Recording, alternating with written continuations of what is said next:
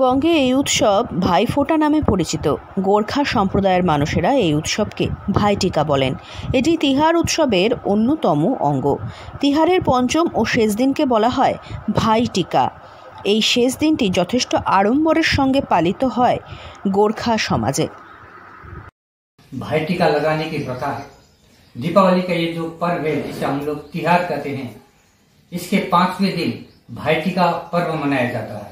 इस दिन बहनें अपने भाइयों के ललाट पर 7 रंगों की टीका लगाती है और उनकी दीर्घायु, सुख शांति और समृद्धि की कामना करती है। इस पर्व के पीछे यमराज और उनकी बहन यामी की कथा जुड़ी है। कहा जाता है कि यामी ने अपने भाई यमराज को टीका लगाकर उनके कल्याण की कामना की थी।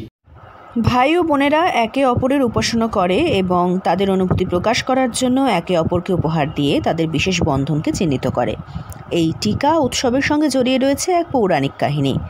দেবী যমুনার ভাই যখন মারাত্মকভাবে অসুস্থ হয়ে পড়েছিলেন, তখন মৃত্যুর দেবতা যম তার আত্মা নিতে এসেছিলেন।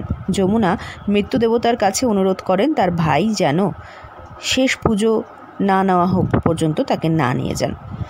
তারপর তিনি একটি দীর্ঘ বিস্তৃত অনুষ্ঠান শুরু করলেন, তাতে যমও অংশগ্রহণ করেছিলেন। এইভাবে তিহারের পঞ্চম দিনে বোনরা তাদের ভাইদের চারপাশে পবিত্র জল এবং আশীর্বাদযুক্ত তেলের একটি সুরক্ষা কবচ তৈরি করেন। তাদের চারিদিকে বেশ কয়েকবার প্রদক্ষিণ করেন। মখমলি ফুল দিয়ে তৈরি একটি বিশেষ মালা ভাইদের গলায় পরিয়ে দেন, কারণ এই ফুলটি তার দীর্ঘ জীবনের জন্য পরিচিত। ভাইয়ের কপালে 7টি ভিন্ন রঙের টিকা দেন বোনেরা। বোনের কপালেও টিকা পরিয়ে দেন ভাইয়েরা। বিধান নেপাল নামে এক ব্যক্তি জানান, গোর্খা সমাজে ভাইটিকার একটি আলাদা গুরুত্বই রয়েছে। তিহার উৎসবের শেষ দিন তারা শ্রদ্ধার সঙ্গে পালন করেন। ভাই বোনের চেয়ে বড় কিংবা ছোট কিনা তা নির্বিশেষে অনুষ্ঠান সঞ্চালিত হয়। শেষ পর্যন্ত ভাই তাদের বিভিন্ন ধরনের রান্না করা খাবার, যেমন শেল, রুটি, ফল এবং প্যাকেটজাত খাবার পান। বোনরা নগদ বা অন্যান্য উপহার, জামা কাপড় ইত্যাদি পেয়ে থাকেন ভাইদের কাছ থেকে। আলিপুরদুয়ার থেকে অনন্যা দের রিপোর্ট, লোকাল 18 বাংলা।